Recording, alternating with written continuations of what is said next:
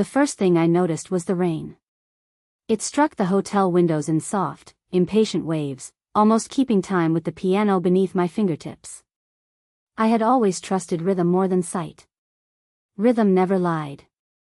It told me when a child was afraid, when a door had opened behind me, when someone was pretending not to watch. That evening, inside the Vale Grand Hotel, the room carried too many rhythms at once: crystal glasses touching, expensive shoes crossing marble, restrained laughter from people who donated more money in one night than my music program received in a year. I finished the final note and lifted my hands from the keys. Applause rose around me. Polite. Warm. Distant. "Beautiful, Hannah," the event coordinator whispered as she helped me stand. I reached for my cane before she could take my arm. "Thank you. I know the way." I had memorized the ballroom before the guests arrived. 24 steps from the piano to the edge of the stage. 7 more to the carpet. Turn left at the floral arrangement that smelled like lilies and rainwater. Independence was not stubbornness, no matter how often people confused the two. It was oxygen. I moved through the crowd, counting beneath my breath. At step 19, something changed. Conversations thinned. Shoes stopped moving. Even the string quartet near the eastern wall faltered for half a beat. A new presence had entered the room. I could not see him, but I felt the space rearrange itself around him. Men lowered their voices. Someone stepped backward too quickly and struck a table. Glass trembled against glass. "Mr. Vale," a man said nearby, his tone suddenly careful. The name meant nothing to me then. I kept walking. My cane touched polished stone, then carpet, then stone again. The coordinator had moved one of the guide ropes. I stopped, listening for the nearest open path. That was when shouting broke out near the entrance. Not loud. Controlled. The kind of disturbance powerful people tried to hide before anyone important noticed. Footsteps rushed across the marble. A shoulder struck mine from behind. I lost my balance. My cane slipped from my hand and clattered away. For one breathless second, there was nothing beneath me. Then an arm closed around my waist. Another hand caught mine. Strong. Scarred. The skin across his palm was uneven beneath my fingertips, a raised line that ran from the base of his thumb toward his wrist. Heat flashed through me. Not from the ballroom. From somewhere older. Somewhere dark. Smoke filled my lungs, though the air smelled only of cedar cologne and rain. Glass shattered inside my memory. A boy's voice cut through roaring flames. "Stay close. Follow my voice." I tightened my grip without meaning to. The man holding me went completely still. Around us, the room had fallen silent. Not quiet. Silent. The kind that came from fear. My bracelet slid down my wrist, and the tiny silver bird charm struck the metal clasp of his watch. A small sound. Barely anything. But his breath stopped. His fingers closed around mine as if the floor had shifted beneath him too. Then he whispered one word. "Sparrow." My heart slammed against my ribs. No one had called me that since the night I lost my sight. I pulled back, but his arm remained around me, steady rather than forceful. "What did you say?" His breathing changed. Just once. A controlled man losing control and taking it back before anyone could notice. "You're mistaken," he said. His voice was low, smooth, and colder now. Yet beneath it, I heard something that frightened me more than anger. Recognition. "No," I turned my face toward him. "You knew that name." Several men shifted nearby. Heavy shoes. Concealed weight beneath tailored jackets. Security, I realized. Or something worse. The man released me slowly. Someone retrieved my cane and placed it in my hand, but I barely felt it. "Who are you?" I asked. He did not answer. Instead, he stepped away, taking the room's attention with him. The conversations resumed too quickly. Forced laughter. Moving glasses. Everyone pretending they had not witnessed the most powerful man in the building forget how to breathe. I stood alone beside the piano, my scarred memory burning beneath my fingertips. Behind me, a man asked quietly, "Mr. Vale, should we remove her?" The answer came after a long pause. No, one word. Absolute. Then, softer, meant only for the man beside him, "Find out everything about her." I should have been afraid. Instead, I was listening to his footsteps disappear across the marble, slow, measured, almost flawless. Almost. Because every seventh step carried the faintest hesitation. And somewhere behind me, Roman Vale stared at the hand I had touched, watching it tremble for the first time in 17 years. Roman Vale's footsteps followed me long after I left the hotel. Not physically. At least, I told myself they did not. But all night, I heard that faint hesitation in every seventh step. In the radiator knocking inside my apartment. In the traffic below my window. In the spaces between sleep and memory. By morning, I had convinced myself the word meant nothing. Sparrow. A coincidence. A mistake. Then he walked into my music studio. I was helping 8-year-old Lily find middle C when the atmosphere near the door changed. Parents stopped whispering. The receptionist forgot to finish her sentence. And beneath it all came the measured sound of expensive shoes. 6 perfect steps. 1 almost silent pause. I kept my hands over Lily's small fingers. Again, I told her. She pressed the key. The note trembled, then steadied. Good. Trust what you hear. The footsteps stopped behind me. A man cleared his throat. "Miss Brooks, Mr. Vale is here on behalf of the Vale Foundation." I know who he is. The room became awkwardly still. Roman's voice came from several feet away. "Do you?" I turned toward him. "You have a distinctive walk." Silence. Then the soft movement of fabric as he placed something on the receptionist's desk. "A donation proposal," he said. "Your program appears underfunded." My program is always underfunded. That can be corrected. So can avoiding questions. The receptionist inhaled sharply. Roman's security men shifted near the door, but he did not raise his voice. "Give us the room." Within seconds, chairs scraped, shoes hurried, and the studio emptied. Even Lily's mother guided her out without argument. I waited until the lock clicked. "You frightened them," I said. "I asked for privacy. People who are not frightened usually take longer to obey." He moved closer. Cedar. Rain-damp wool. The same controlled breathing. I rested both hands on my cane. "Why did you call me Sparrow?" "I told you." "I was mistaken." "No," you avoided answering. His silence sharpened. I continued. "When people lie, they often add details. You do the opposite.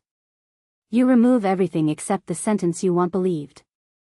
"And you learned that from music?" "I learned it from surviving people who thought blindness made me easy to deceive." His breath changed. There it was. Small. Nearly invisible to anyone relying on sight. I stepped closer. "You know something about the fire." "What fire?" This time, the lie came too quickly. My fingers tightened around the cane. "You investigated me." He did not deny it. "My records begin when I was 10, I said.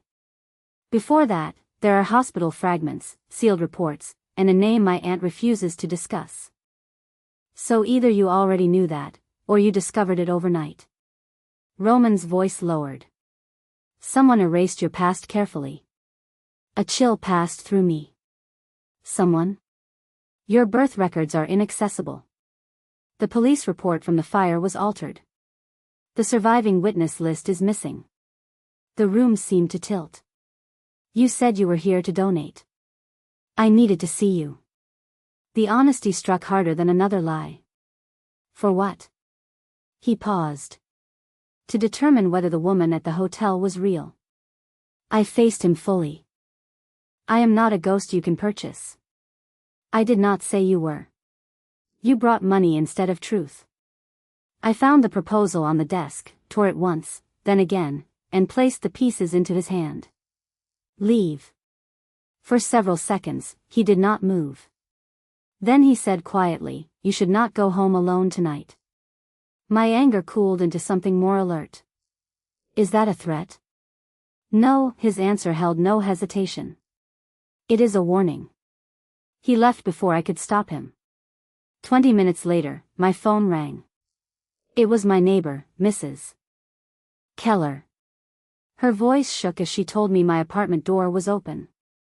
Nothing valuable had been taken. Only drawers emptied. Floorboards disturbed.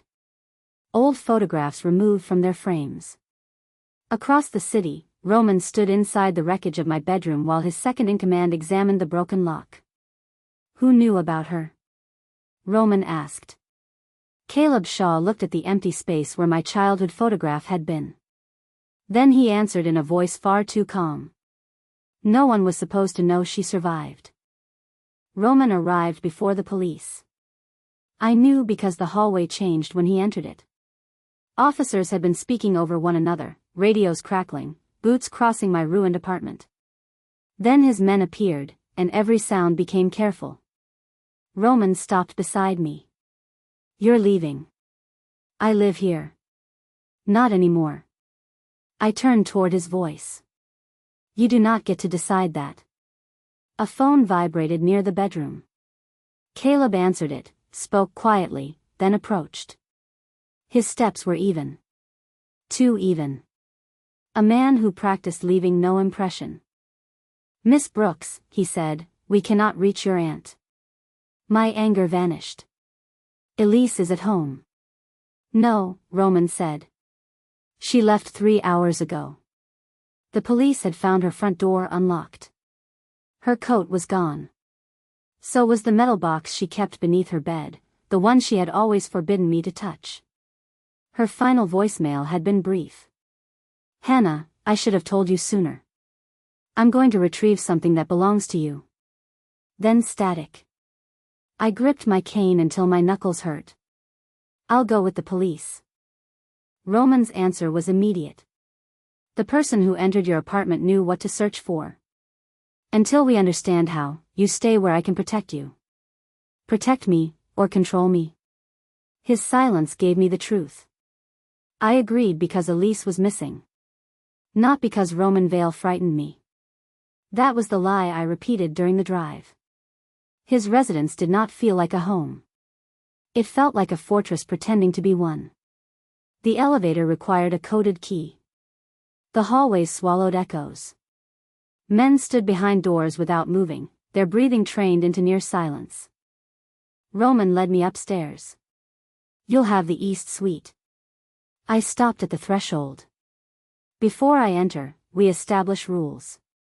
Behind us, someone shifted in surprise. Roman did not. I raised one finger. No locked doors. This building is secured for a reason. Then secure the outside. Not me. A second finger. No guards inside my room. Agreed. Do not touch me without warning. His voice softened by half a degree. Agreed. And no decisions about my life made in rooms I'm not allowed to enter. That one took longer. Roman. Agreed. The next morning, a new cane waited beside my door. Lighter than mine. Balanced perfectly. A small button rested beneath the handle. Emergency signal, Roman explained. Press it, and my team finds you. I turned it over slowly. Finds me how? No one answered. I pressed the handle against his chest and released it. A tracker. For your safety. You promised. I promised no locked doors. Control with better manners is still control. I walked away without the cane. Hours later, Roman found me in the library, tracing raised lettering along the spines of books no one appeared to read.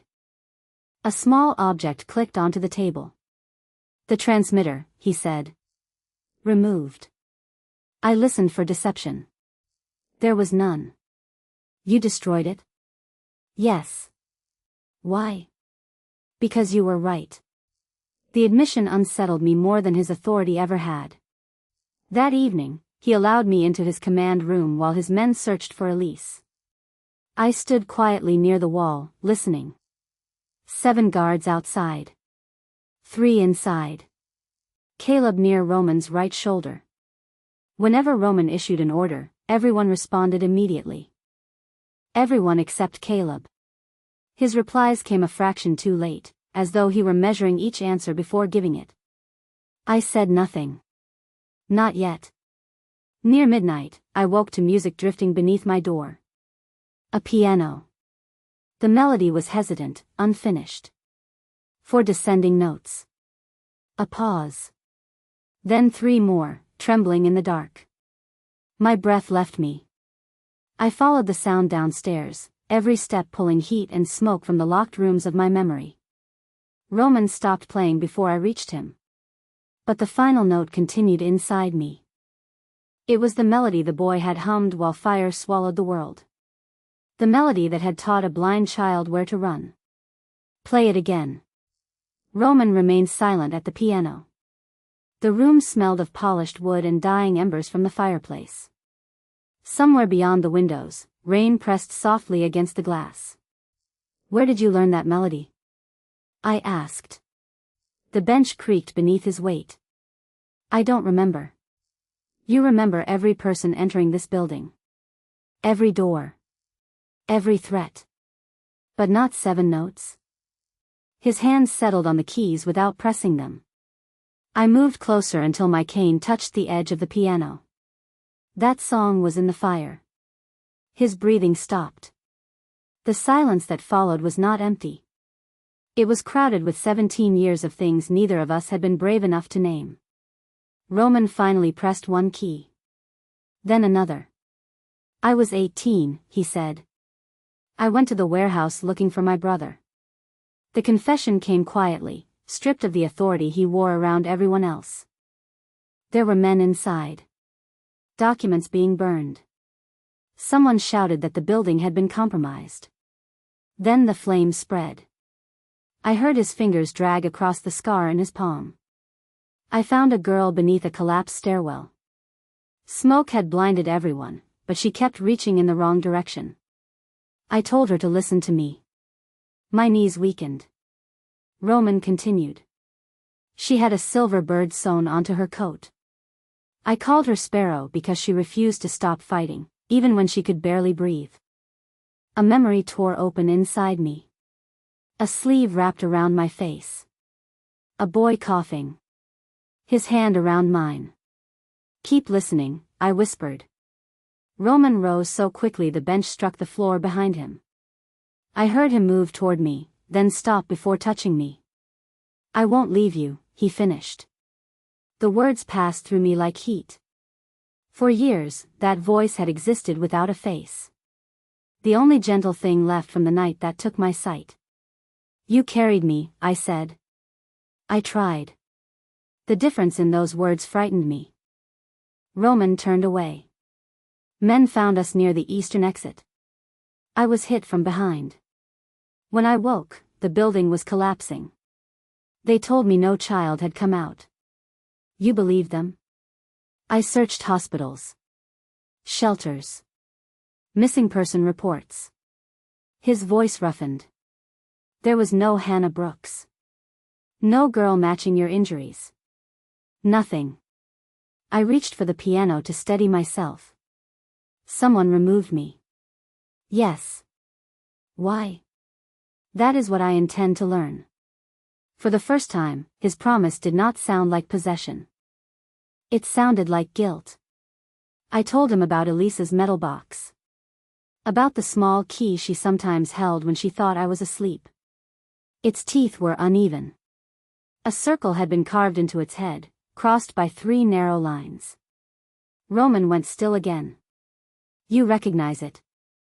I recognize the symbol. From where? Before he could answer, the door opened. Caleb entered without knocking. Roman. One word. Urgent. A phone was placed on the piano. I could not see the screen, but I heard Roman's thumb move across it. Once. Then nothing. The air around him changed. Not anger. Something colder. I reached toward him. What happened? He did not answer immediately. When he finally spoke, every trace of softness was gone. It's Elise. Caleb described the photograph because Roman could not seem to. My aunt sat tied to a chair. A newspaper rested against her chest, proving she was alive that morning.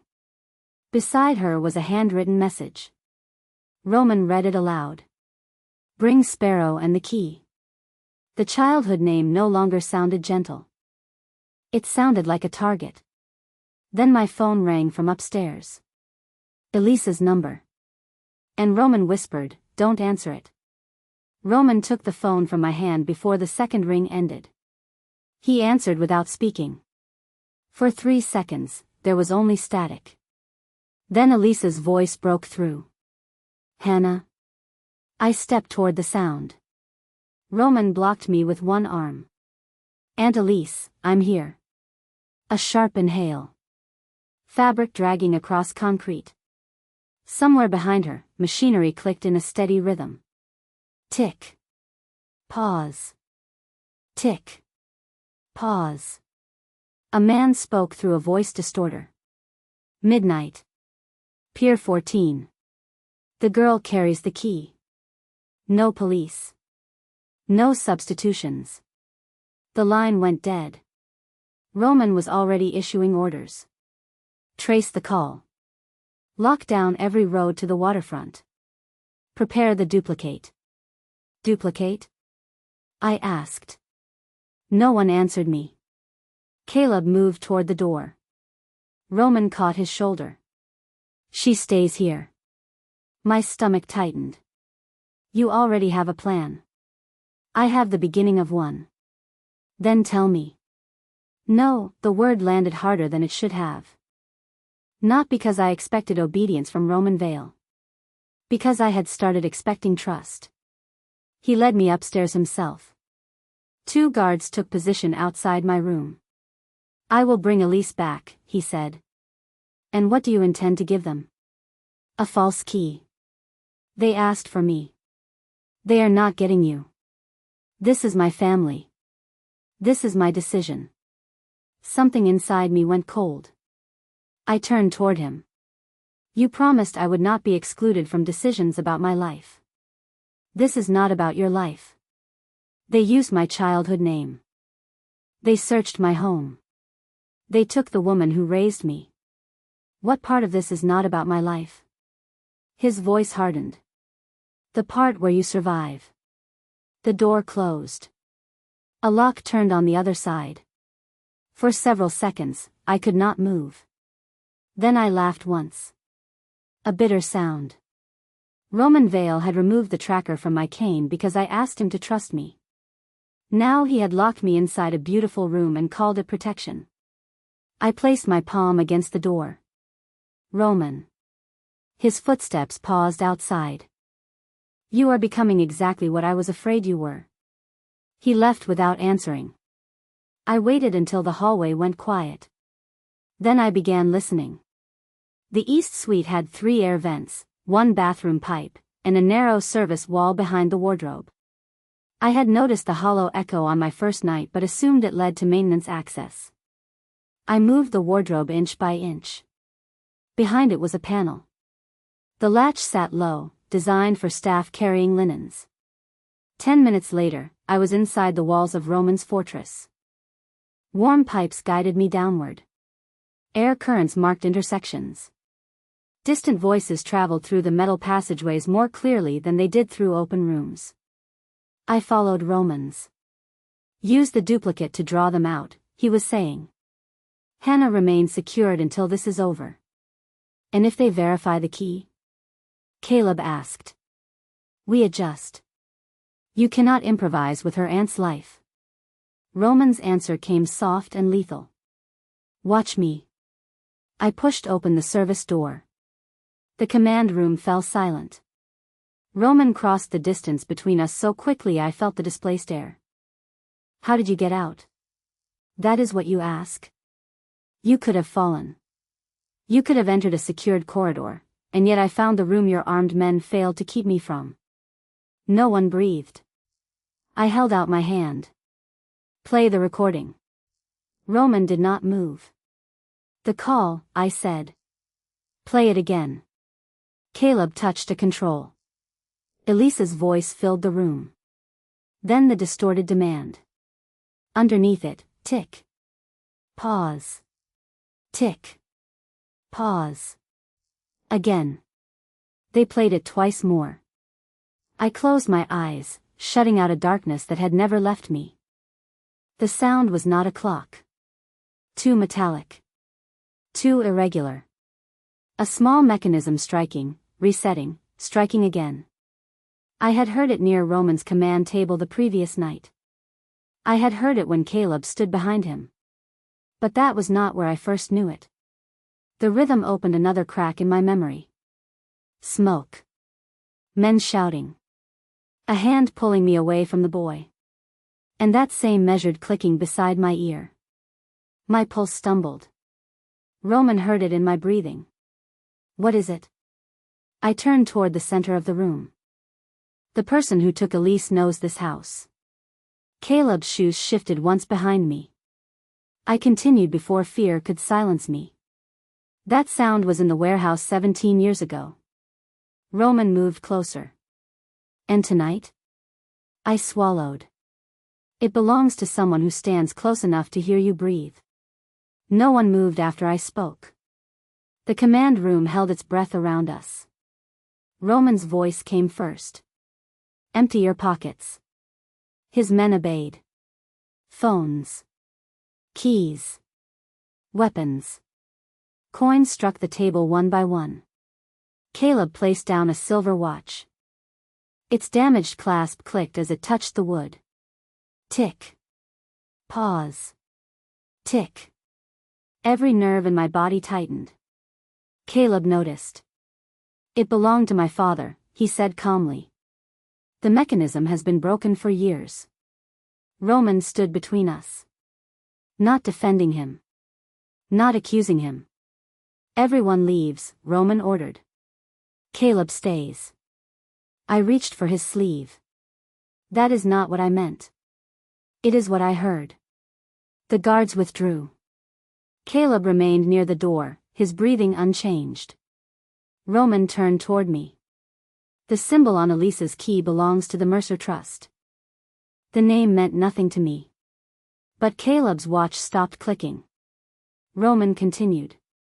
It was created for people who needed to hide assets, identities, evidence. My father used it before the warehouse burned. A pressure formed behind my ribs. You knew that earlier. I suspected. You withheld it. I needed proof. No. You needed control. His jaw tightened. I heard it in the silence before he answered. The trust maintains one private vault beneath the old Federal Exchange. Caleb spoke carefully. If the key still works, whatever is inside may explain why they kept her alive. Or why they wanted me dead. No one said that part aloud. Roman took Caleb with us because suspicion was not proof, and because he wanted his oldest friend where he could see him. We left through a private entrance beneath the building, with Roman's men following at a distance. The vault smelled of iron, paper, and air that had not moved in decades.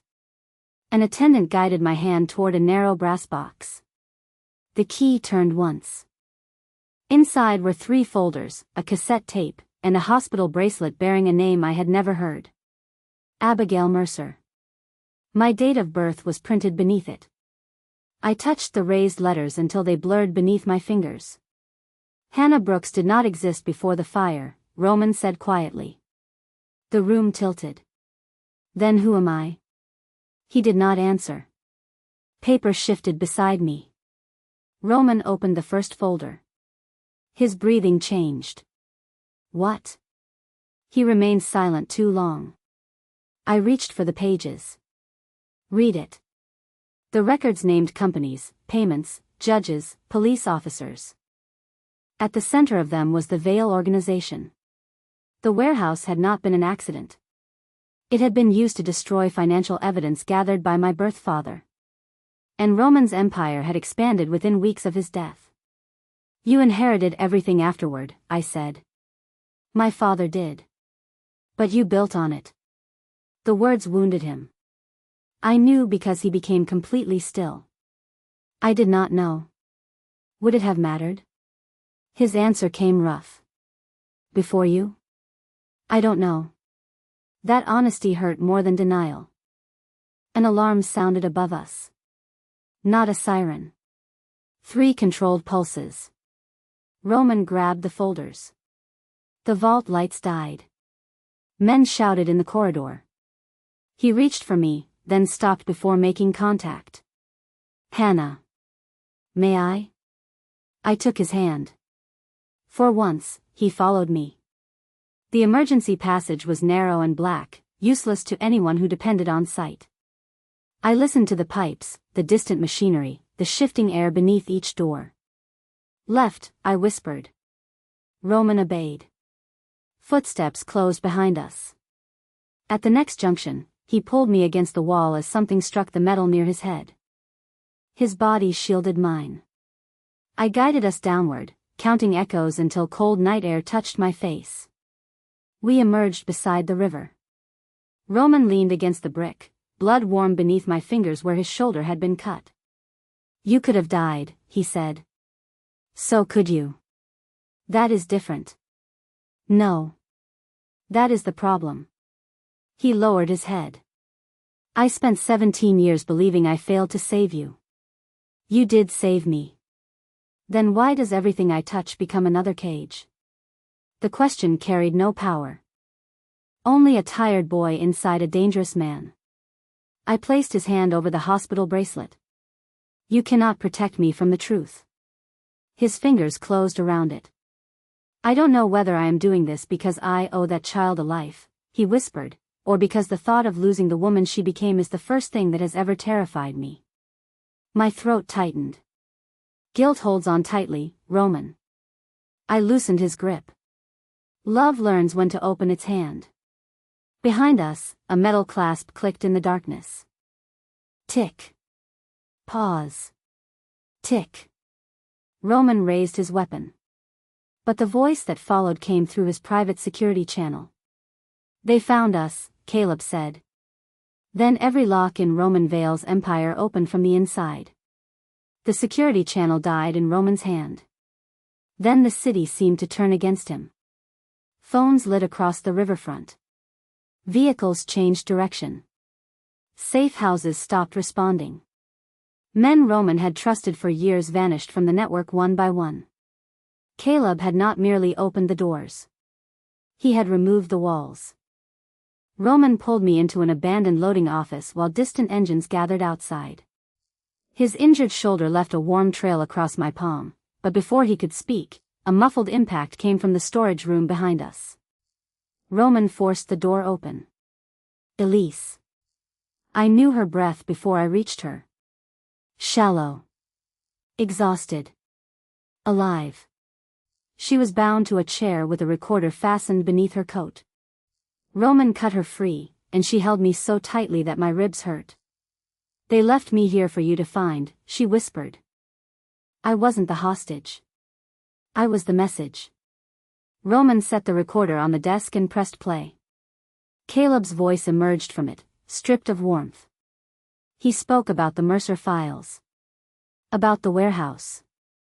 About Roman's father ordering the fire when my birth father threatened to expose an alliance that had purchased judges, police, and entire neighborhoods. Then came the part that broke whatever remained. Caleb's father had carried out the order. Afterward, he had hidden me under a false identity, not out of mercy, but as insurance. A living witness to use against the Veil family if the Empire ever stopped serving him. Elise found me first, I whispered. Yes, she said. I took you before they could move you again. You told them I died. I told everyone. Roman's breathing had become dangerously quiet. The recording continued. Caleb had spent years beside Roman, feeding him enemies, arranging victories, shaping every crisis that strengthened his authority. Roman had not inherited an empire. He had been guided into building one for the men who created him. The recorder stopped. Outside, tires rolled over broken glass. Roman checked his weapon. There was no hesitation now. No wounded boy. Only the man the city feared. Where is Caleb going? He asked. Elise named an estate north of the river. Roman turned toward the door. I caught his wrist. What will you do when you find him? He did not answer. He did not need to. You release the records, I said. All of them. Let the truth destroy what they built. The truth will not make them suffer. No. It will stop them. I am not interested in stopping them. The coldness in his voice frightened me more because I finally understood what lived beneath it. Pain with nowhere left to go. Roman, look at what they made you. His hand tightened around the weapon. They burn children alive. And if you become their executioner, they still decide who you are. His voice rose for the first time. You think restraint will protect you? You think laws will touch men who bought the law? I think killing them will be easier than living differently. Silence struck between us. Elise stepped away. This choice belonged to him. Roman faced me, his breath shaking with fury. You do not understand this world. The words landed softly. That made them worse. I released his wrist. I understand it perfectly. Everyone around you is afraid to tell you when you are becoming the thing you hate. He flinched as though I had struck him. I took my cane from Elise. Roman moved to block the door. Then stopped himself. Where will you go? Somewhere my choices are still mine. Hannah, if you leave this room, what? You will lock me away again? His silence answered. I walked past him. Each step tore something open inside me, but he did not follow. For the first time, Roman Vale let me leave without guards, commands, or hands reaching to pull me back. Outside, rain covered the sound of my crying. Elise guided me into an unmarked police vehicle carrying the Mercer evidence. We had traveled less than a mile when every door locked at once. The driver turned onto an empty industrial road. Elise reached for the handle. It did not move. My phone rang. Roman's voice filled the car, raw with something I had never heard from him before. Fear. Hannah, get out now. The driver removed his police badge and placed it on the dashboard. Then the familiar metal rhythm sounded beside me. Tick. Pause. Tick. Roman had let me walk away. And that was exactly what Caleb had been waiting for. Caleb took my phone before Roman could say another word. The call ended. Elisa's hand found mine in the darkness of the back seat. The driver turned through 2 iron gates, then down a steep road where the pavement changed to broken concrete. I listened. Freight trains moved somewhere to our left. Water struck metal pilings beneath us. A ventilation fan rotated with a damaged blade. 3 beats. A scrape. 3 beats. An abandoned riverside power station. Caleb waited inside. I recognized him by the click of his watch before he spoke. You always heard too much. Men separated Elise from me. Plastic tightened around my wrists, but I kept counting steps, doors, changes in air pressure. Caleb guided me into a vast chamber where every word returned with a long metallic echo. The files, he said. Tell me where Roman hid them. He didn't. A pause. That surprised him. I smiled despite the fear burning through me. You spent 17 years teaching Roman to suspect everyone except the man standing beside him. But you never understood what changed him. You? No. The truth. Caleb moved closer. His watch clicked beside my ear. The sound tore the final wall from my memory. Smoke. My father shouting. Roman's father ordering the doors sealed. And Caleb, young, frightened, carrying documents toward the flames while his own father dragged me away. You were there, I whispered. His breathing stopped. You saw Roman trying to save me. You knew I survived because you helped your father remove me. I preserved you. You preserved evidence. His hand closed around my jaw. The Vale family built its empire on your father's grave. My family made sure they paid for it. No, I said. You made Roman powerful enough to destroy himself publicly. Tonight was supposed to be the final act. Silence confirmed it. Caleb wanted Roman to arrive furious. Armed. Surrounded by cameras and corrupt officials already waiting outside. One execution would turn the Mercer evidence into the desperate fabrication of a criminal. Roman's revenge would save the empire Caleb controlled. I needed to warn him. Before Caleb tore the phone from my hand, my thumb opened the music application. I tapped the unfinished melody we both remembered from the fire, then struck the final note twice, wrong, urgent, impossible to mistake for an accident. Caleb threw the phone across the room. I had no way to know whether the signal had transmitted, or whether Roman would understand it. Roman would hear it. He had to. Minutes later, gunfire cracked outside. Men shouted. Power failed. In the darkness, I became the only person in the room who did not lose direction. I broke away, followed the vibration of the turbines, and pulled Elise behind a concrete barrier. Roman entered like a storm. He found Caleb near the central platform. When the emergency lights returned, I heard the metal click of Roman's weapon being raised. Caleb laughed. Do it.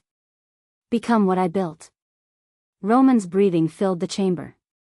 All the pain. All the rage. One movement would end Caleb.